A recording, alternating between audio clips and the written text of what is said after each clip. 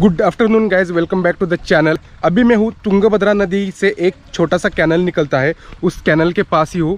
यहाँ पे देखो, ये है तुंगभद्रा नदी का छोटा सा कैनल जो डायरेक्टली नदी से आता है। और मेरे लेफ्ट साइड पे है उग्र नरसिम्हा और यहाँ पे है शिवलिंग। तो गाइज, आपने इससे पहले वाला पार्ट नहीं देखा होगा तो वो भी देख लेना इस वीडियो के बाद, या फिर पहले भी देख सकते हो, ऐसा कुछ नहीं है। तो उसमें हमने यहाँ का सबसे फेमस टेम्पल विरूपाक्ष, उसके बाद 2 Ganesh temple and Krishna temple, ये सारी चीज़ें एक्सप्लोर की है।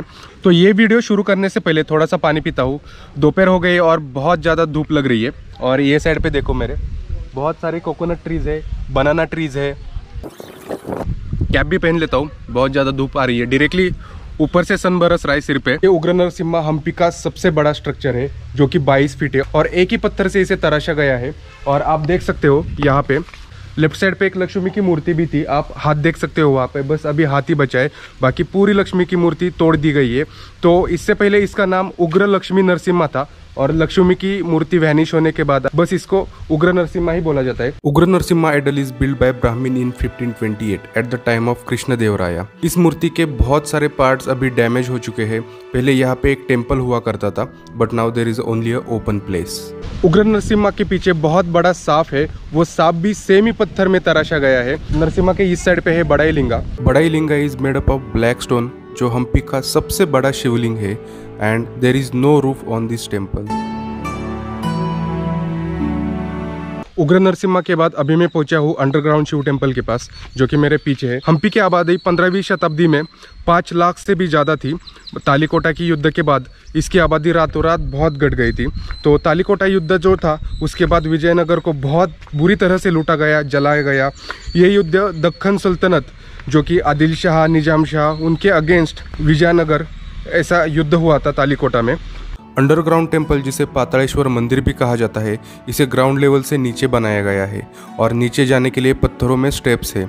मंदिर के परिसर में बहुत ही सुंदर गार्डन बनाया गया है।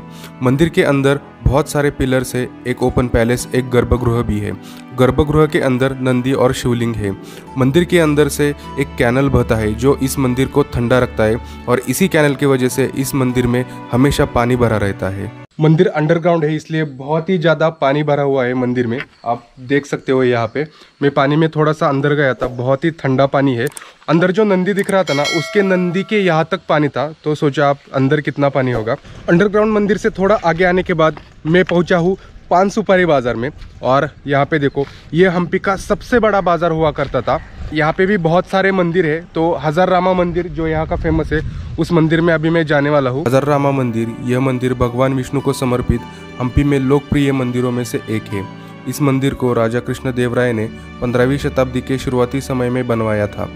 रॉयल पैलेस के बीचों बीच हजाररामा मंदिर हम्पी में मुख्य आकर्षणों में से एक है। हजाररामा मंदिर हम्पी के राजा का निजी मंदिर माना जाता था। इस स्थान का इस्तेमाल केवल समारोह के लिए किया जाता था। यह मंदिर अद्भुत नक्काशीदार मूर्तियों के लिए भी बहुत प्रसिद्ध है, जिसमें रामायण में घटी सारी महत्वपूर्ण घटनाएं इस मंदिर में चित्रित की गई है। मंदिर में 4 नक्काशीदार ग्रेनाइट के स्तंभ है जो मंडप की खूबसूरती और भी बढ़ा देते हैं। मंदिर की भीतरी और बाहरी दीवारों पर बेहतरीन नक्काशी की गई है। बाहरी कमरों की छतों के ठीक नीचे बनी नक्काशी में हाथी, घोड़ा, नृत्य करती महिलाएं, मार्च करती टुकड़ियां, इंसारों को दर्शाया गया है। जबकि भीतरी हिस्से के दीवारों पे रामायण और हिंदू देवताओं के दृश्य दिखाए गए हैं, जिसमें असंख्य पंखों वाला गरुड़ भी चित्रित किया गया है। मंदिर के बाहरी दीवारों पर जो नक्काशी की गई है, उसमें भगवान बुद्ध की भी एक प्रतिमा स्थापित की है। सो गाइज, अभी यहाँ पे हजाररामा टेम्पल के पास मुझे एक यूट्यूबर गाइज मिले हैं। तो इनका नाम है निरंजन और इनका नाम है मंजू। तो ये भी एक यूट्यूबर है। तो इनका चैनल का नाम है फूड एंड ट्रैवलर अड्डा। बहुत ही मस्त चैनल है, फूड और ट्रैवल के बारे में वो बहुत अच्छी डिटेल्स प्रोवाइड करते हैं। सो गाइज, हजाररामा टेम्पल देखने के बाद अभी मैं पहुंचा हूँ रॉयल एनक्लोजर के पास, जहाँ पे फेमस पुष्करनी भी है। और यहाँ पे 2 डोर है, मोनोलिथिक डोर है, जो एक ही पत्थरों में तराशे गए हैं। एक ज़माने में ये पैलेस का मेन डोर हुआ करता था, but now it is broken and kept near the palace. Palace की दीवारें बहुत ही बड़े बड़े पत्थरों से बनवाई गई है। पैलेस के अंदर एंट्रेंस करते ही एक लार्ज पोडियम दिखाई पड़ता है, जिसे महानवमी दिब्बा भी कहा जाता है, जिसकी 22 फीट हाइट, 80 फीट विड्थ है, जिसे राजा कृष्ण देवराय ने बनवाया था ओडिशा में युद्ध जीतने के बाद। महानवमी दिब्बा से पूरे पैलेस का एरिया दिखाई पड़ता है। हजाररामा मंदिर की तरह ही इसके चारों तरफ बहुत ही सुंदर नक्काशीदार शिल्पकारी की गई है। अभी मैं खड़ा हूँ महानवमी दिब्बा, जिसे महानवमी प्लेटफॉर्म भी बोला जाता है। तो यहाँ से बहुत बड़ा रॉयल एनक्लोजर हमें दिखाई दे रहा है, बहुत बड़ा रॉयल कक्ष दिखाई देता है। और वहाँ पे देखो मातंगा हिल्स भी है और ये साइड पे पुष्करनी दिख रही है। तो बहुत सारे रॉयल इवेंट्स यहाँ पे होते थे। तो पुराने ज़माने में ये पूरा एरिया राजा महाराजाओं का हुआ करता था, बट अभी यहाँ पे कुछ बचा नहीं है, सब खंडर हो चुका है और बहुत थोड़ी ही प्लेसेस है जो अच्छी कंडीशंस में, लाइक पुष्करनी और ये महानवमी दिब्बा। तो बाकी जो रॉयल पैलेस यहाँ पे होते होंगे पुराने ज़माने में, वो तो पूरे ख़त्म ही हो चुके हैं ऑलमोस्ट, बस उनका बेस ही दिख रहा है, पत्थर ही दिख रहे हैं। पैलेस के अंदर एक सुंदर पुष्करनी भी है। In this pushkarini there are series of 5 steps at every level और सारे स्टेप्स स्क्वायर शेप में है।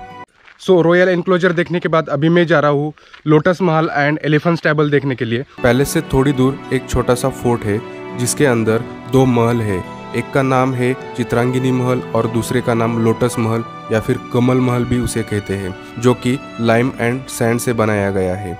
इस फोर्ट के अंदर हाथियों के लिए एक शेल्टर भी है जिसे एलिफेंट स्टैबल कहा जाता है, जहां पर शाही हाथी रखे जाते थे। Lotus Mahal and elephant stable देखने के बाद बहुत ही फास्ट फ्रेश होके मैं आया हूँ मोनोलिथिक बुल के पास, जो मेरे लेफ्ट साइड पे है, और राइट साइड पे है हम्पी बाज़ार। बहुत बड़ा हम्पी बाज़ार है और थोड़ी देर में सनसेट होने से पहले मुझे उस मातंग पहाड़ पे चढ़ना है। वहाँ से बहुत ही ब्यूटीफुल सनसेट दिखता है। मेरे पीछे है मोनोलिथिक बुल या फिर एक शिला नंदी भी बोल सकते हैं उसे। तो ये भी पूरे एक ही पत्थरों में बनाया गया है। यहाँ पे बड़ा एक पत्थर होगा और उसको तराश के ये नंदी बनाया गया होगा। हम्पी बाज़ार के एकदम बीचों बीच हूँ मैं, और इतना बड़ा हम्पी बाज़ार है ना, मतलब यहाँ से स्टार्ट होता है और ख़त्म होता है वो विरूपाक्ष टेम्पल जो दिख रहा है उसके गेट तक। हज़ारों के तादाद में ऐसे छोटे छोटे शॉप्स है। तो कितना बड़ा बाज़ार होता होगा उस समय में। और बीच में का रोड देखो, मतलब मैं गिन भी नहीं सकता, वहाँ से यहाँ तक एक साइड पे 1-2 हज़ार होंगे, ये साइड पे भी 1-2 हज़ार। मतलब उस टाइम पे बहुत भीड़ रहती होगी यहाँ पे। इमेजिन करो कि आप उस समय में हो और यहाँ पे बहुत बड़ा बाज़ार लगा हुआ है। ऐसा माना जाता था कि दुनिया की कोई भी चीज़ हम्पी बाज़ार में नहीं मिलेगी, ऐसा हो ही नहीं सकता। यहाँ पे बहुत सारी अलग अलग चीज़ें, दुनिया भर से आए हुए व्यापारी लोग यहाँ पे व्यापार करते थे और अपना माल बेचते थे, खरीदते थे। तो बहुत ही बड़ा बाज़ार हुआ करता था यहाँ पे। सो अभी बजे हैं 5:30 और ऑलरेडी मैंने मातंग हिल चढ़ना शुरू किया है। 1 घंटे के अंदर मुझे जाना है ऊपर तक, नहीं तो फिर सनसेट का मज़ा नहीं ले पाऊँगा मैं। तो ये तो मेरा सबसे बेस्ट पार्ट है क्योंकि आई लाइक ट्रेकिंग। तो यहाँ पे भी मेरा एक छोटा सा ट्रैक हो जाएगा। चढ़ने में कोई परेशानी नहीं होती, बस बड़े बड़े स्टेप्स है और हर एक जगह पे बांध दिखाया गया है। और दिक्कत ये है कि आज मैं ट्रैक कर रहा हूँ स्लीपर से तो थोड़ा सा लिटिल बिट स्पीड स्लो हो जाएगा मेरा। कितने बड़े बड़े पत्थर है, बाय चांस एक भी पत्थर नीचे आया तो यहाँ पे चटनी हो जाएगी। ऑलमोस्ट पहुँच गया हूँ, ये और वो पत्थर बस। और ये साइड पे देखो कितना ब्यूटीफुल व्यू दिख रहा है। मतलब अभी आधे से ऊपर आए हो तभी इतना मस्त दिखने लगा है। नीचे देखो हम्पी बाज़ार, ऊपर जाने के बाद तो एकदम पैसा वसूल भी होने वाला है। पत्थरों में स्टेप्स खोदे गए हैं और 2 फ्रेंड्स वेट भी कर रहे हैं मेरा वहाँ पे।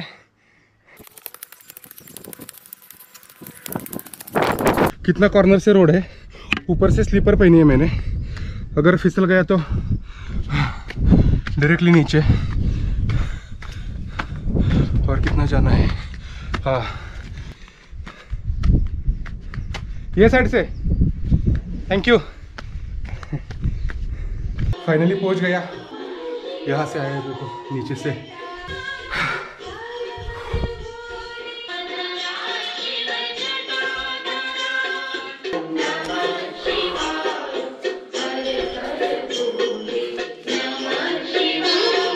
सनसेट होने में अभी थोड़ा सा टाइम बचा है और क्या बताऊँ आपको, व्हाट अ ब्यूटीफुल व्यू। ये है मेरे पीछे तुंगभद्रा नदी, चारों तरफ मॉन्यूमेंट्स, मंदिर, शिल्पकारियाँ भरी पड़ी है और पूरी की पूरी पहाड़ी देखो, जहाँ जहाँ तक नज़र जा रही है ना वहाँ तक पत्थरों के ही पहाड़ है सारे के सारे। कल मुझे जाना है नदी के उस तरफ, वहाँ पे एक मंदिर दिख रहा है, हनुमान का मंदिर है। जिसे किष्किंधा नगरी भी बोलते हैं, जहाँ पे हनुमान जी का जन्म हुआ था। मस्त, मतलब हार्डली 15 मिनट में मैं ऊपर आया हूँ नॉन स्टॉप। और मंदिर के ये साइड की तरफ भी देखो, कोकोनट ट्रीज, बनाना ट्रीज भरे पड़े हैं यहाँ पे। और वो साइड पे जो पानी दिख रहा है वो है तुंगभद्रा डैम। कल वहीं से आया था मैं, वो डैम के बाजू से। अभी मैं आपको मस्त सनसेट का टाइम लैप्स दिखाता हूँ।